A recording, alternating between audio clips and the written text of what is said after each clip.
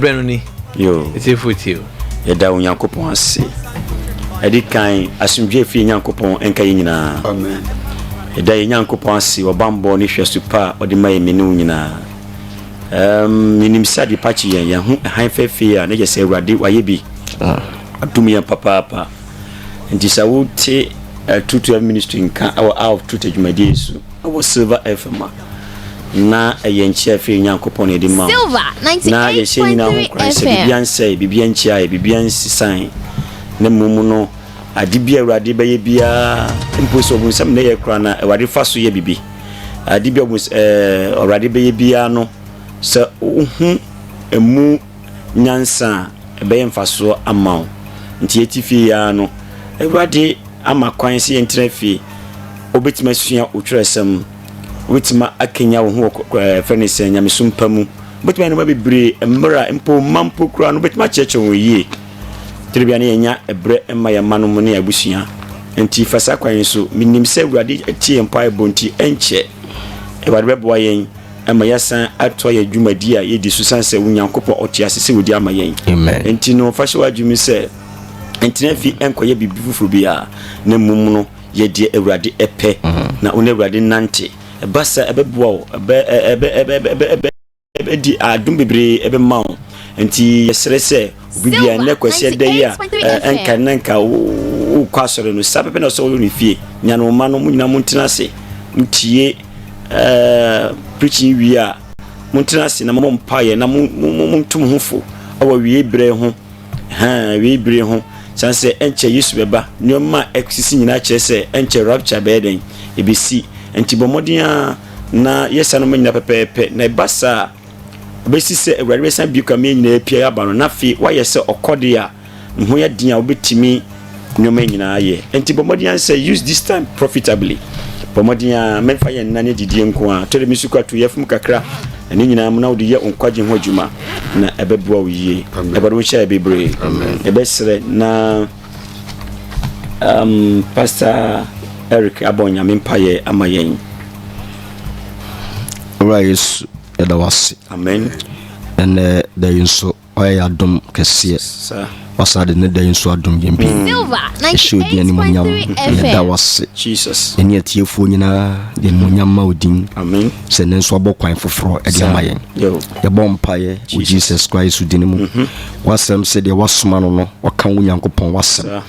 Esre wakoma enitie bie honhoma niwa ni bie honhoma so na bra wasem bai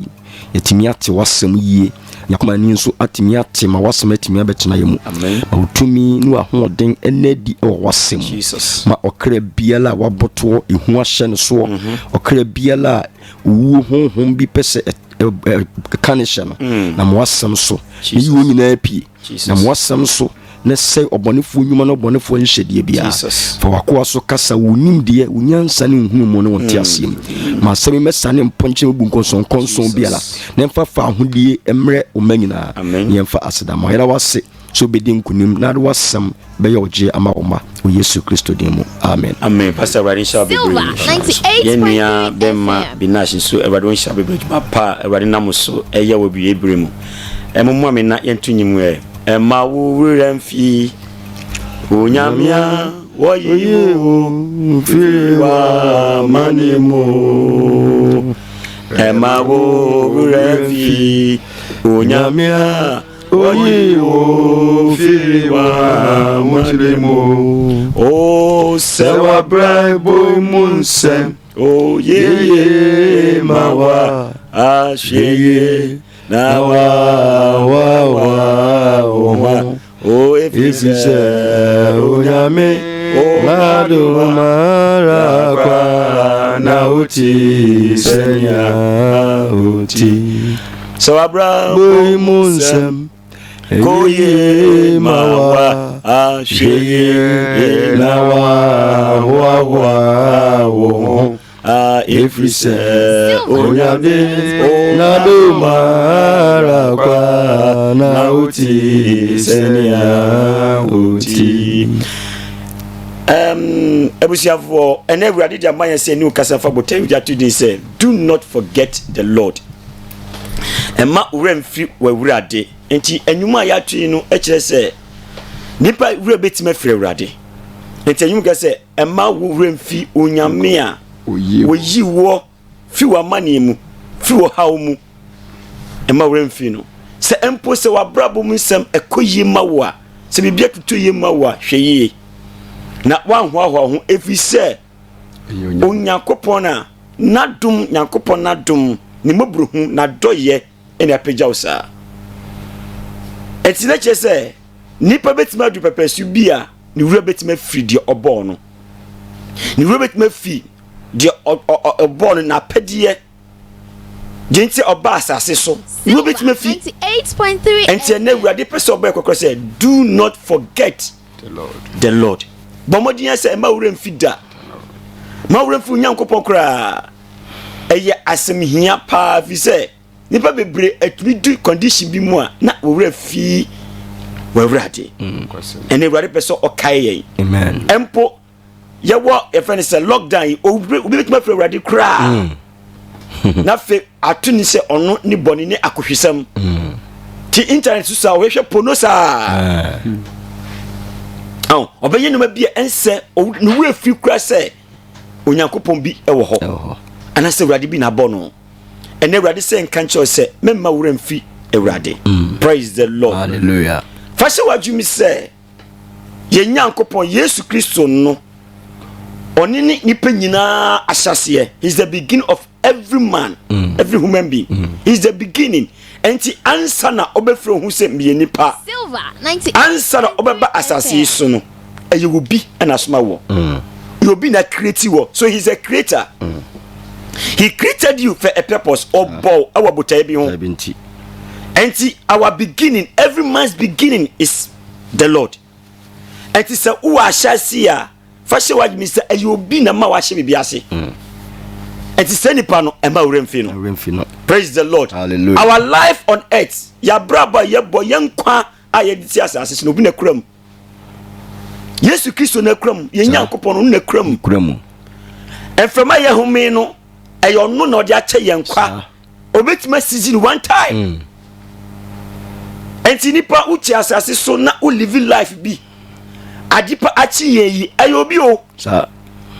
ya wurade na boy yen a utimi sorry ya opagya wonama yie if you say enframa awo yemu no he can collect it right now sia na humi ana wo yemu ni kwa na ma etimi kika ya 98.3 enti say Nyankopon yi ma woremfi no sa he is our protector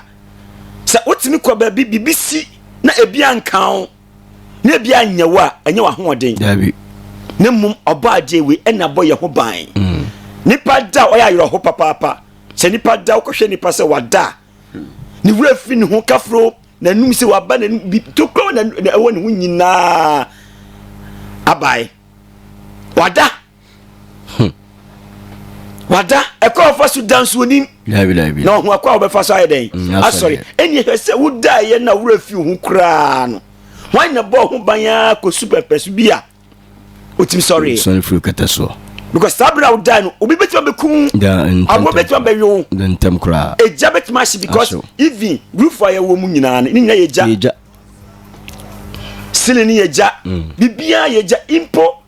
electricity why na ye dia connect bibia eja e friend say hu kan ya kro e yoja bibia betima si betima won pa yeja mattress na otisu na yeja petrol pan na otisu no enti se utimi da na bibia anya na sorry a fa hye wadwumi se ayi obi na ho ode na bro so ma yen he is our healer yare ba anka no ayewrade no experience ayewrade and anya doctor bi na sa yare nyensa wo horo se omo de from medical practitioners they are practicing it na mu de oye yare safo no ayewrade no macho madwe enti se what matina sase so na wanyi ade pepesu bi na yare bi bowo nso so utimi di hu pokro bi kwatimi ka se me de mfie bebre ni hospital kwa me ko bi da why na yesa oberima na fashe wadwum he's our shield onni yecham ni sen nyama koso hu ma fam tie nipa kra nipa honhom nipa kra ni honhom no eye honhom enti enu so na nipa no enti nnwoma etie nipa nyina no etie nipa honhom afam so bi bewu a owu honhom afam ade bi esiwo nipa brabo mbia no esiwo honhom afam na so hwan na ebo sa okra no ho ban honhom afam no ha because nipa bebre na ye ni honhom aniwa bia rabi o ti ase ade akoso honhom afam bia obi anim eni eden na timi survival etimi koba so ti ase nnwoma akoso tie nipa nyina honhom afam eni hwan na ebo God is Jesus Christ our shield. He's our fighter. Or kuma ede bia. O yo kumafo, o yo dimafo. Enti se ni pay. Eye de na wura befi no. Our blessings, he's our blessing. Onu ni yensira. Se nsira bi betima ba wakwam. O mem obusuam odwumam a eye obarima Jesus. Ene yesa. Pese mi chiwa dwinsi bi. He's our destiny. Sa obi shebre betima bam se mi shebre ni matima achieve mi shebre have achieved my destiny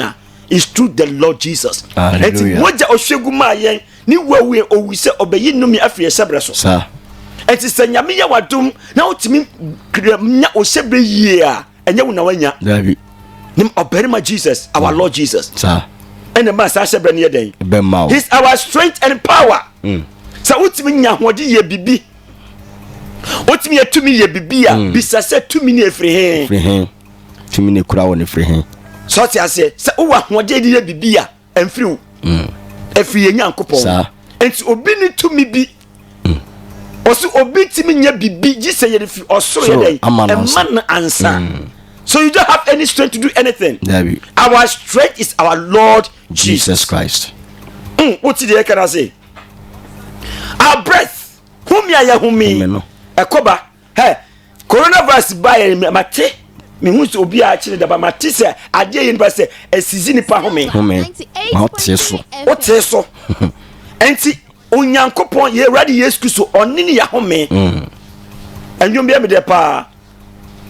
pasi mahmodi ni eradi ampa mahome ni wo eradi ni ya home he's our what breath. He's our character. Subai ye den dia etim din kunum efi Jesus. The grace you have answer no bet baka say adum ne firi he. Ene je adum hwa ye ho adum no wanche ne firi. Hwane me nya adum. Mercy mo brohu afiri he. Debia obi asu yare abe obi asu se urade huyamabo na che se urade ahu nipa mobo se urade ahu wiase mobo se urade ahu ye mobo a minia ye wu enye ensi se obi ari da so urade urade huyamabo na urade huyamabo se urade ne betima hu ye mobo dia do not forget this Lord ensi mobrohu efre urade na sunipa bro be frɛ urade ti se ne ho tsere no ti se o mia aswa kai se urade bi wo ho e fa e boni nche yen amen nti se benya mabrohu a e frɛ urade our intercessor on ne di ma yen o di ma yen wia no pa na nwumre nti bible say Yesu wu ya of course o ti agya ne sanifa se wore yeden o di ama yen enti oridi ama yen ti se odimafo okamafo oni ye urade Jesus. So when you ma wu so one come ma wu and sister odimafo ni Jesus why do you forget this Lord? Praise the Lord. Hallelujah. He's our hope onini ye ni daso say Yesu ni maka ni pe bi ni daso we say can ni daso and daso bi ni ho can ni da chen. He's our hope. He's our director on the timi kire ye kwan oni ye kwan kirafo Jesus Christ is our director on the kire ye kwan ye first ye bibia me say o dwire ho de eken he is our provider say ye betima nya bibi se menya aduane adikura ade chi na obi kwadwuma wan no betima che mi say ade chi na okwadwuma obetima declare say enemi koyi menya be 10 million menya be 1 million obi ada Jesus for him to provide yawaria answer ebe won obi abon say God should provide us what children ade bie no nipa fashi wagi mi say no me bie no ye ya afi yankasa anything you get is God who provides. He's our provider. God is our provider. He's our way and he's anchor of our soul. On the cry and cry ye cremu. If you say or bon sama tamfo kese ni pakra. With your anchor who in the storms of life. So it's a brass or chibi bo. Now we can be matna sa famua. A ye ready Yesu Christ na so crem. He's the anchor of our soul. Onu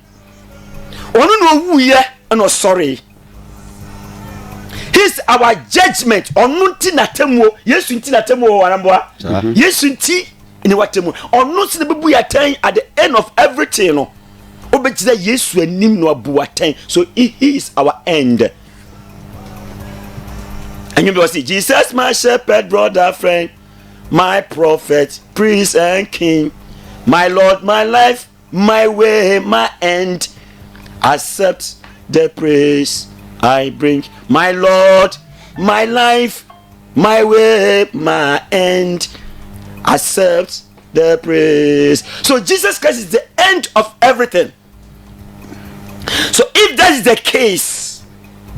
he's the end of all issues. Say sanity. Why do you forget this Lord? Oh, forgetting this Lord, that you are forgetting your own self. You don't have life. You don't have hope. And you do not forget our Lord Jesus. Amen. Mira krasa ho. Sanse dia kinyina nipa bi kwani ho a obetimi atena se nipa bi wo ho a oti wiase mi su no wonwiri se je wo no je otimi ye no eyobi. No se wadidi ame didi mi wi no ada din kwasiasem bia no ada. Obi fi se skubia akontia. Chase fise de owo skubia wa kontia inim de bi na pagya no oboa papa da wari be yi ni safru su no be hu se sawo ye mobba krase obi a nipa kra de ye mobba krase obi a o hwe nyame adibo mu a se obi a oni awurade bia o mobbo evi se emuampo awurade bambo ama won ye fe emu bia fe kotoko se abo ntimi nchi no because awurade born no odi ye fe se ni hu anwini ye se adwa hu mete no sa wo poison to obi asuro no ye wo mo bebiri a bambo ni ade nyame na so nipa o bambo ye hwan nipa oni bambo bia o bambo ni Jesus Christ Yesu boni pa se onyakopo boni pa se ono abeye bambo amanipa until that God you don't have any protection. Answer utika mu aka 2 minutes mo wusu di o wi trophy. Utika mu aka 2 minutes aka just a minute maka shares mo wawu nsusu no uye no ma bia onim. Until ade hinte nipa toso. So without Jesus Christ, without the Lord, you are nothing on this earth. So never forget this Lord. What we teach as asesua, wonfa urade nya hwe. What we teach as asesua, wonfa urade suba nya hwe. Na wo mu urade, na wonfa ni die ma no. Due. Kwasem. Fisa odachi eye potopa. pa. Eye tan. Mi stress urade kokrom wo. Na je mi kan, obi ti asase so ba asase so, wan sum nyame da. Wo mo mpa ye da. Ona urade si da. Oni urade ni twaka. Oni urade ni twaka bia, oni nam wiase sa. So if you are a dead person. You free thinker. You funu na odam ho no. Mami kan kire o because woni nkwa. Oni hwe. Atente rokura no eye mawo, eye krase no. So you free thinker. Praise the Lord. Hallelujah. Yehye nipa refi urade, maybe the urade nipa refi urade before say we read no. In stages of life obit a manipa refi urade. Ya wono no bio ya wono no. Na Sunday school ntino ni ma urade yipa osa no. No ni ma urade yipa. Na school ko ma ni ko ya YouTube he. Ade kwa wisani. Wadon wi ni. Over urade nya hwe. Ya pade chew aso akwaso. Eni ko program no ase okwama obi. Ni refi urade wonim da. Osa no ni ma urade. Obeye youth ni de. What the youth exuberance no ebeye nyoma funko a nsawie ema pe. Jamansu they say do hu ema no ema ni bi wo ha what do you to know wa sister Christ say wo ye bibi I see say ye ni nya oni feri bia oni oni yakopon bia wo aso hu urade wo so urade bibi akra da o ye ni bia anyhow just say obobre anyhow what just say o ye ni bia anyhow because o ye youth stage of life obi suso when you way abako kra wie no wo boni bra wie no na wo hura fi urade kra miska obi education wa ko school afi na ko hu say urade nya hwe because wa ko nguma wa science say mu ya dai nguma no so afi na ni abie afi na ni ide bie say bible kura nya hwe say bible kura say ablo na dai afi no be hu say wanya wie wa hu nimdie wie no afi no be so ra urade say urade ni ho ya de ekoso pa urade hu yamabo amen obi so otu kwan a 98. what you kwaya fi kantia bu na kopie Italy wakobia brochi oni urade ni twa kabia David South Africa de haya ho afro bo musi afro ni bie last film bia obi a oye bema free Nigeria no akutu kwa kopie America no akoda no bema no akoda no ho oba wie ya na busuafo hu na awu no because obe nyina ade so oba ye ni bia wa hise bia ye oba na o kachi mamri say afro na ni aya de bie Jimmy oh afro ni bie enti na ni bie enti no oda ne ho oba akoye bema oda no bema akoye oba because ni bie obi su die adwuma se nyame na dom na onye adwuma bi kuramu a menua ni wura fi urade kura because sikaba ni mediaba promotion ewaro hu yamabo amen and obi su rate me fi urade ebi su a independent what you say why wadin ho just say wadin ho ntino o tiye de obia wadin ho because omni obi ase he can decide for himself obisa so say I'm grown person say manyini let me take my own decision who yale what decision be I take let God take decision for you obi atimi refi ready in stages of life then refi ready emma wanya de wanya hinis de ohia no se wade ye na dum ni sakabia obi kwa de aware mpo wawe bia onkwa biem onima wade ni twaka bia omi su nyame de owo a enu ano no sa because you open inside there aka twa wade wai panko a o ti ase e ba ru ni pa mo amen and obi su ti referee in issues of life obi wa in difficulties say nyama bi to no na ase nyama bi emo di mane pa na fe oni wade ni twaka bia enti yare ya be won no be hwase ne doso because e koma we no sa to ni ro be free wade manafa miss bia enye wo de akodidi so in difficulties some people forget about God because minimo bia na we asore pani duma bia ni yiri fin nsa ni yiri wu ye no si no adinti ewade no no ana we se wade akai na ni yiri eden isenti na ewade di hwamo opejuma bi wonyan na so onim se ewade he provides you as his own appropriate time he does everything correctly wonyan fum so say ewade be che odenti ma wo yiri ni wuye ana so odwuma ni say ya ka be che ewade ase but some people don't understand God so at the stages of life difficulty bi aba no then refi ewade never oni na mabosom so oni na comfort so oni na chese be bia nye won mo ewade dinda because na dwini say ewade ni na ni ye ni hwamo obi so am na ewade asira no awie no peja no awie no on so osi ade oh master jajai kiso sila ode ya insawie moham ho because unimsi wanya bibia have been blessed into on here bibia bio nso obi mo nyame di because o shira no de tema kafa ye nuanom afro etore bia o mudi nkwasi asem no because ni se mo sika wo bibia nso ni ewade ni twaka tigea no o mi se mo yesa tigate o ma wi am o sina aya this ti studio kura no wi sigality o ti ase because officer bibia hia no nso obi ewade peja de pe obi susu de e bia na o good times chese bibia koye ma no nti officer nyakopo hu hia bio sa obi so position wanya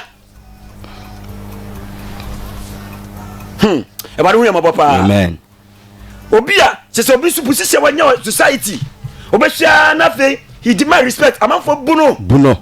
chese amafo buno nti mi wa baba ku bi wo akromu a oye MP say dey amafo respect no of it on so kwasore no kwasore because wo di wo sika o ade opebi obetimi aye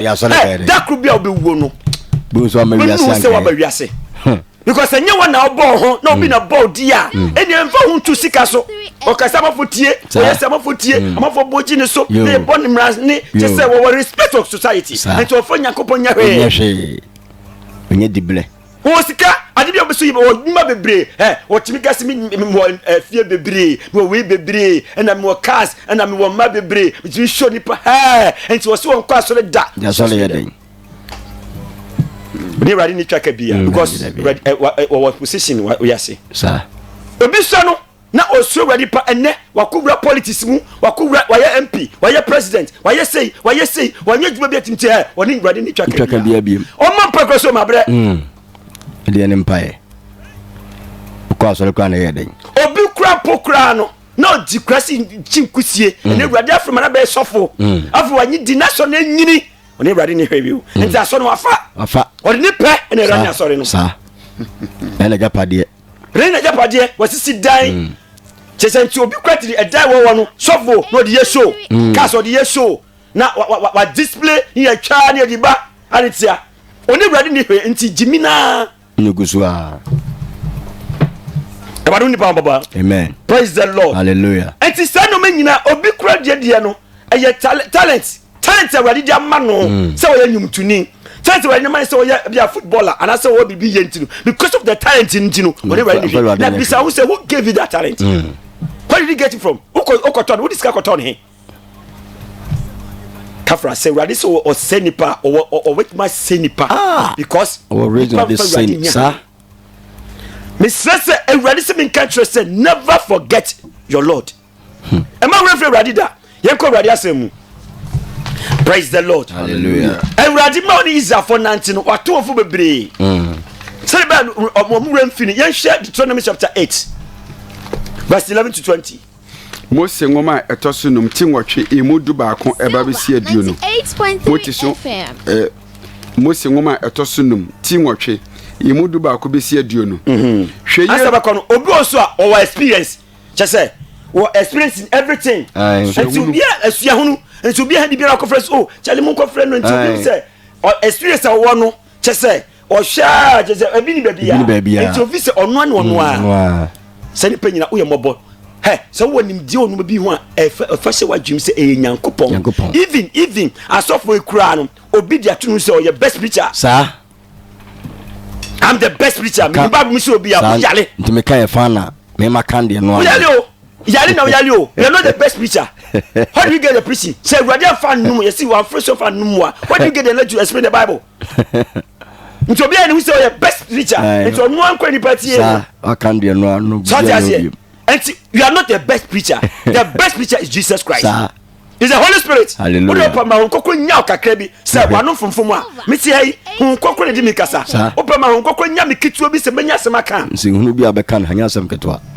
And see, whatever you can do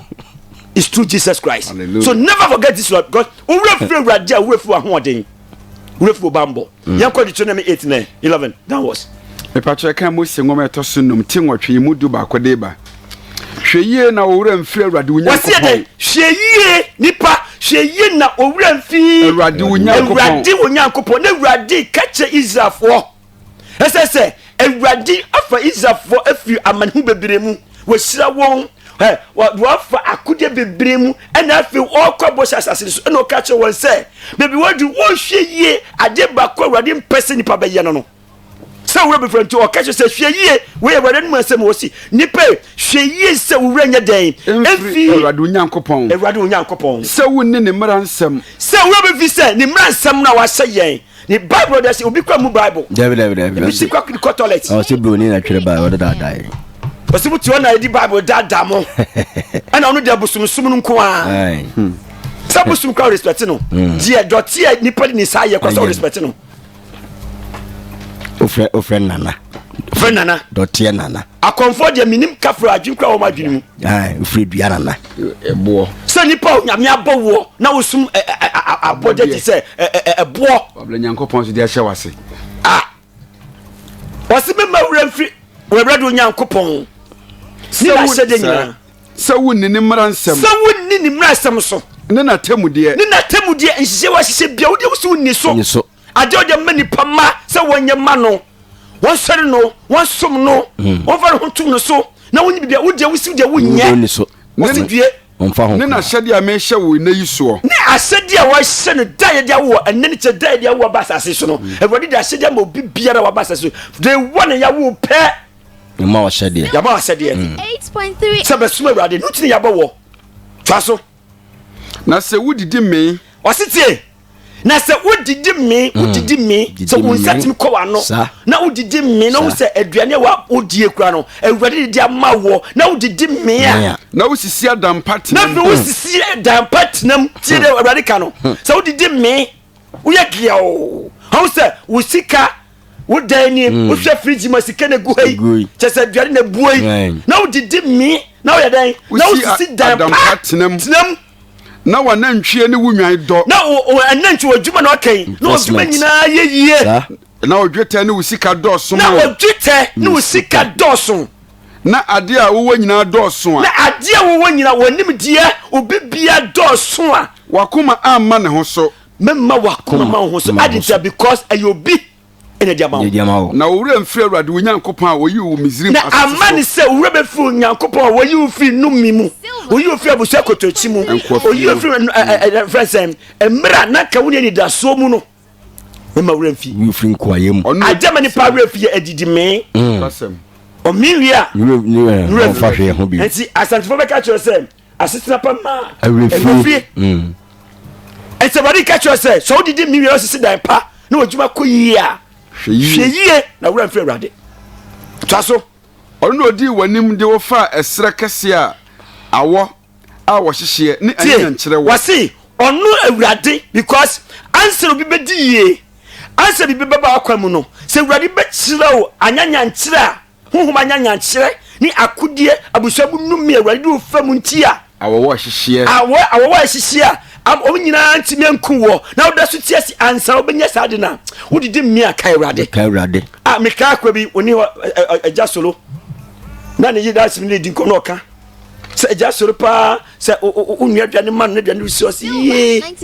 Awurade mi solo pa na manya aduane mbeji ye o tie o si ye mi solo pa na matemati aduane o de kana no si ye matima mene kakra sɛ onim sɛ obetima mene aduane kura na Awurade ko ji ha yakɔ ha de obi ti okokɔ atre ba kokura no yɛsrɛ yɛ ba na numa sɛ de ma no na hɔ de wɔ he na so woska aditia wanka utimi didi me ye bibia afredie ye sere se wo de ji koko baako ahodi na sajo ya ahodi ni dum wo no waje ense busiavo amra bi mika me sorry ana me kose me ko wash me se me koya yi me ko jare ana me ka se o mti ka se o se me ye me hu ye me ko private answer enti nyame adom me tina private ni so a o na cha se nyame ye madom na bibia sane wase afi asese na me ade ni sisane no na me kra se me ni agibi na bere ka che Moses ye me na me bo ntena otimi yesa kanya mi aka wantimi anye no kwasem no kure tu tina su kro na ko boko no ye me na me ye wadom enti damase no kwasem ti min Awurade si min na sise tina ye fa ni say shine no so no tina private ayi ni so no nyame adom matema ye kakra obi yesero si yi nansani busumi ne me ko toilet da afedra wanom no wanuma no enti se wotimi po etna toilet no timi ko bia ye onyame asida ye bebre otimi ye bia Awurade Awurade asida ye bebre wotimi hwa erajo be ka cho se obetima nya sika atompa na so timi tona lebi enti se wotimi da na wo da yi a wo sori ya pie mi na mada yi Awurade me da wase yi Awurade wa ye madom menye kwasia ansori ti se obi a wakasa na wo hoden enye chimifo fa sense obon kasa anyhow enti o se o didi me to aso ma no de to aso oro na wodi wanim de wo fa esrekasia oro na wodi wanim de wo fa esrekasia awo a wo hyehye awo a ehihye ne anyanya nkyere wo ne anyanya nkyere wo ne enkyekere ensuo ni ho so ne enkyekere enti Awurade bra wa ye ho ansana me uye pie me see me se Awurade se Awurade mu ma me wura mfi machida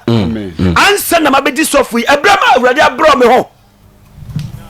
hwe no mi Awurade yi mafiri mu abusuam abefo ene everense ahomone ene tutuo ni abosom to mi akudie kese sana mi Moses Ewurade timi sa kame Ewurade me da wase enti santi ansa na obetimanya aduane po di no wafa nyanya nkyere mu wafa awowa wahye esra so nyuma mo antishi ne Ewurade do fai ansa na ne ye never forget this Lord and yes sir at the end you be a foolish man Oba officer who offend with you to cry be very careful. What about that? What you do say when you me sube mani su ban me. Fufu so no. Who created you that? Obi kwati me tuni nua ho. Cover ni say ni nua cover ni 27 no de. Tuni nua de onye ni pakra. Sir. Who created you? Say Ewurade nyim so wanya nka ye kakra ko twene nyina nipa nyina say yesu ba ye time ye nka ye Ewurade hwe David to so me o yinsuo free obohema abotan mu ma wo se wo yi nsuo ba bia nsuo ni tira ma ni nsira ni nanum nya wo se wo yi free he obohema abotan mu ma botam no wo yi ye no de ma wo ade bia wo bia na Ewurade bre ho no chiri cha wo kwa na dum ntia to so ode mana wajanum nim ma wudi sere so wasi wodi mana aje ode ma wajanum ni enti obetimi se position wonne no wohwe obusuam kura na obi ni ho eti wo ye no wohwe obusuam Ewurade na ye wadum se mana na ode ma no wabusuam obi ni ho enti hwe Ewurade de kanfo no emfa ko ensawe emfa nya kudie ntia onyankopon makudi Ewurade tam memfa no emfa tie nipa emfa nipa kum se wotumi nti enne ye wo Ghana ha nkofo tumi amu wontinu kunkum ni pasa politics a tindo obi na poison tino de bia afi biara ye beko ye friends abato mu no just ni pa bed your hoje wuwu because of your opposition your power o yale e do bi kura tuma onni fo o ti ase ye do bi tuma wonni fo 2 minutes obi timi command no amiti ase yemi ya LW wa command obi se ye kokum obi man because of say nipa ni pre bibi ho suma friends am Roberts be 4 munkokuno elder me na mkachiro no amiti mi ro hoye atincha nipa yesa ye so Ewurade bio e fe Ewurade tini nya hwe bio David ye fe nya mesem nya djuma bio obi adi nipa ye djuma obi adi nipa nante obi adi ni suban nante na hwe dress fu amadi na abontin pan ho no ko na fedi ni emakra nim David ti television no pan ho no ti ho television the whole wiase ni mpanifo ti ho hwe akola kitwa pan ho o jimi wo television so bedna mpanifo mu adwaman o ti ase mu Ewurade mfere Ewurade ni nya se ho afa wo yale ade beto wo no se wan sache wadwe ni wan kai se Ewurade na ya wo sa na na hye de wa se oba wan ni so a la so watem wuntimi ane do wat baka se bia min kwaso le bia min ko bia min ko fa misika ma asore awu sika Ewurade djuma sei obi kwatimi bua Ewurade djuma wie na wo sa je num nyama ne ho ukwetu kasa mbeje drums amatama mu nyina mbeje beji ba de de ma to aso nya mbeje asase mi na mtoba mo wona wutimi to asase wutimi to drums se nya adum nya me de oja won kaya kakra can you buy it hey nipa wasem bo ni podache ni sika wo aso dem ntino obi afa num nyama so furu kwani num nyam odi agro tati mi ntua 98.0 tati mi kasa te so furu di se wonani because olmi se ofra so dem asora mo sikanti kai wachi de hade na bo Ewurade aduma kai wachi sadu humia awo mu awdi kasa ne se Ewurade yia ya na be jifru so a ya na be den e jam frama wo so Jesus ya frama na awdi num wi no frama nyame da chew kwa awdi num tramo no di wi nsa ne de nyame adum friends lockdown wona ma wo bia ba ni ade e ka wona plus 2 ni ade amnua jimi amafo jimi wo gu awiensa nka Ewurade enkwa ye da chew no ha adum nyame adum so tinase kakra ha tinase kakra ma nkwa kakra odi be ya de pano hwe tosma mia what say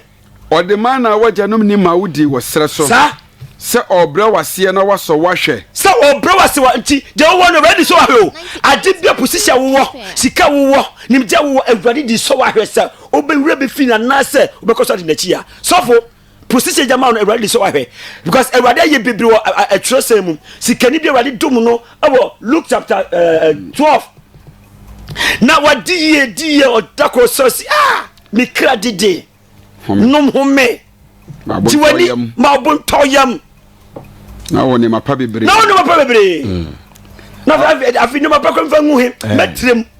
ahye ne mu meye simesi no keka de opɛ awurade ti so hwe so se kwasea me de yaram de jimi ka ho kwasea jimi enna me ji wo kafu nsam na nyomo wa sesie no be hwadia nipa danse ni na mo ba kokko abatu kwa wonim de wo mu kwa fa so da kwa wonim no ho kwa fa so sorry Awurade tina David ka say Awurade se ma me teche yi teche mai Silver. Answer wa manyi wa ya ma me teche me enka me dodom because abeye ni wa ma me se mehu de twem wo hye mehu de wa ye na me nyi wa ye na me hye wo de no nya na me fi hu to so nipa otimi ka say me de asore manyina se ne kwa de me nkola bida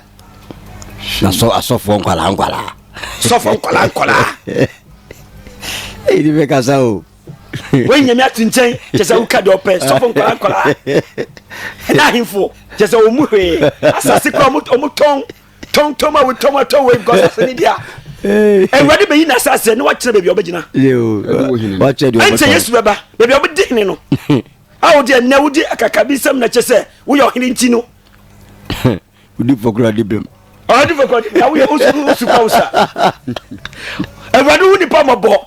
na so wura awurade a wodi ebe ni kakra next week ebe sa to aso nyame to aso ma me se obra wase na waso wahwe obra se wahwe ha wie no waye wuye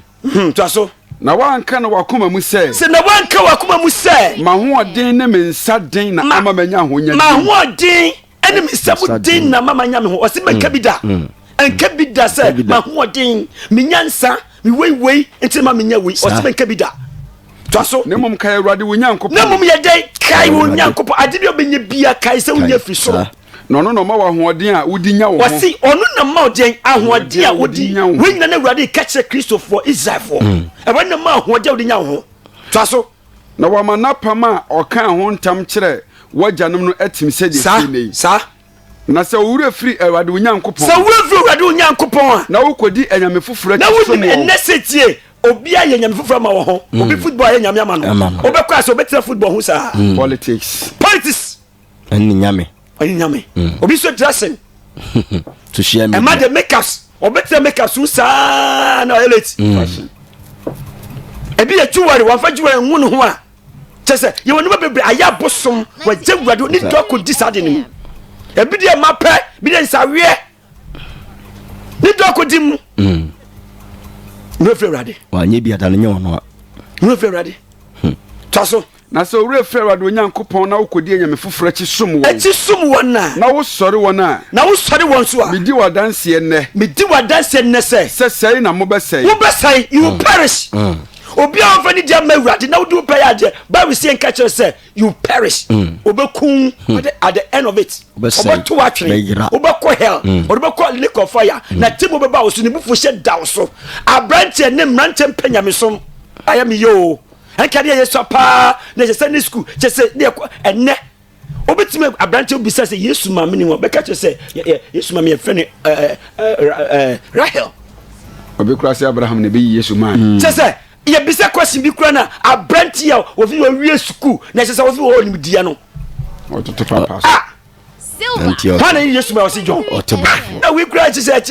ade ye come because ye penya me sum ne dabi and when I take so sum kon penya me hoden o munya dan ministers enyum tufo ngo a enyum su kwa muntu ni ye amamfo no kura so no musato se ne mrante di ne ho to se e de ne wurade branti di bete na kwa ho ani so why dem wo sura wurade behwe no se de hwe no se ne nasam sitie wurade nsam tie ne mrante penya me so mrante penya me so football afa obi adwen achichigie na unama asa munya bodamfo o se wo de yi bi ahye na adwene mu shata wale fo nko o se wo de e friend say asa no friend wo de yi bi earpiece headphone na ve o yenu se chese asa wo sasa bia chese wo tinyum bia enyum bia enni nyina so na wo bugisa enso nam kwa ka babo no kwa hu hunu je obosam dia tum na nche so no owura firi nyankopɔn ɛna kyɛ sɛ shatawale ɛna hwanhwan wale ɛna hwanhwan saa nyuma enyi nyinasoɔ hip life sɛ tan hip hop him be afire bon sabade afiri po ase aba una mrantie esua abodam tutwa kati bi basa yetrium basa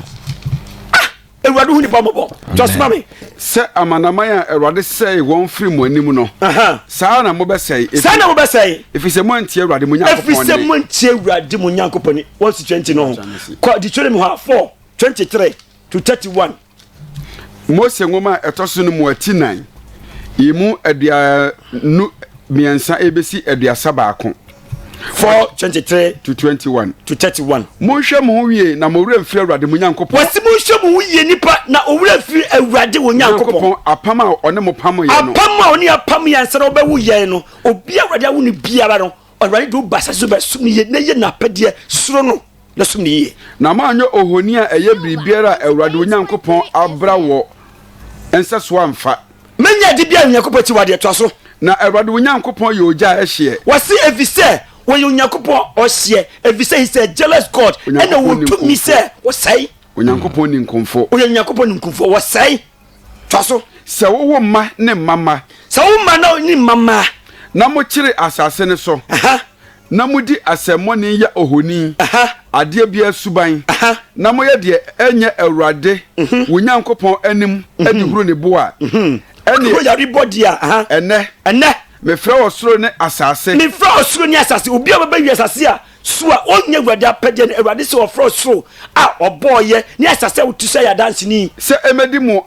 adanse se ani wadanse se yira na mo ba yira ntem mo ba yira awurade kase wo fra osoro ne asase adanse se wona wodi wa basase so na wanya awurade no na padiye no mo ba yira na mo ba yira ntem so afra asase a mutwa yoda akofa ne so yo mo na enchere so mo na enchenti obi ti asase so so nsuma awurade a onche obewu na mom se na mo be kro na wonche because asase so udi 200 years no wu na wonu awurade kro na bebe akoda no wonche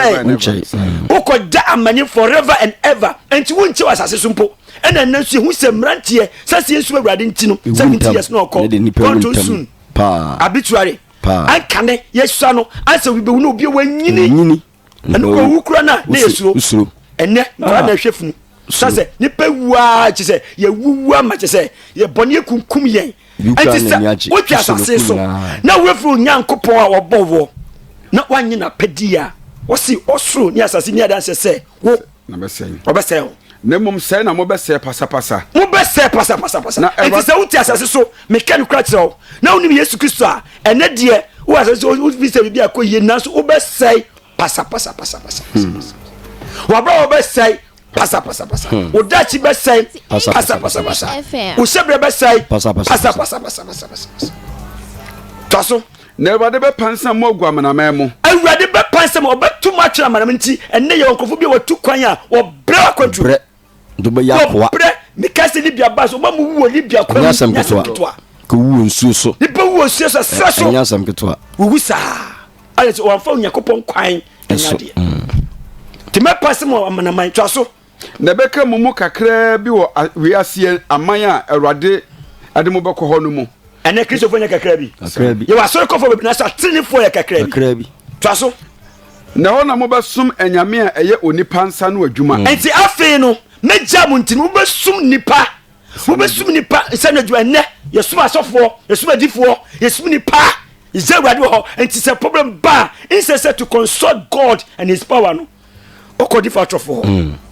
nuane a wajinipa bosom wajenya kopo ho ena fi osma bosom eni nipa nyoma fa so ma ena esum no nuane bisum wia bisum sio abo bisum moa twaso nuane aboa ehuna de na ensi nuane aboa ya de ehuna de na ntiasem ne nipa som no na eni kwansiasem sa na enidie nso na ehua de enhwe nso ahwe na ehon nso mo bahwehwe awurade wonyankopon na se wode wakoma nyina na wokra nyina hwehwe na wasi na mo basase so na obomodi na wodi wokra onipadua ohom nyina hwehwe awurade dia obehu no obehu awurade obehu no tumi obehu ne bambo obehu ne insurance so to aso se ehia na nyoma nyina eto ena edi akire ne mu a wobesane aba awurade onyankopɔn nkyɛn abetie ne ne sa wo hwehwɛ awurade na mpo na how bebreba osu kura na ɛyɛ denya ɛsɛnsɛ ɔno yɛ deliverance nti no obeyi wafum na obesan ba bɛyɛ dɛ agye awurade nti o kristo ne osu awurade na ho kya to wo na wadwe tata memo adwe tata gina pintin wo gina pintin wo hu awurade num nyam yare abe ye ho akyekyere wo de gina pintin de hia ne sɛ kai sɛ wo awurade bi ho dan no sɔre bonyame mpaye nyane mu a ɔbɛyɛ wadom sɛ kyese denyara ha wo ni da so asase so wo wachi so woni da so praise the lord hallelujah amen to asoma me na awurade onyankopɔn yɛ onyankopɔn mobrohunufo wasi awurade onyankopɔn na wɔde aba asase o yɛ onyankopɔn mobrohunfo ɔmpaw one powder nonsense on sound so na ne re mfiri wagya no mapam a na ne re mfiri ya gya no mapam a wagya ma ne re fi da enti nyankopɔn na ɔbɔ yɛ no ne re fi yɛ so obɛhwehwɛ na kyerɛ kwan na wadi na hyɛde so a hey you live long amen you be blessed you be uplifted amen praise the lord enti bi sira na mekase mo amuti asase so na kan me Christopher ma hwehwɛ ase ena position ena sika ena majapade amanya ni nnwoma nti no awurade to for se memma wura mfiri awurade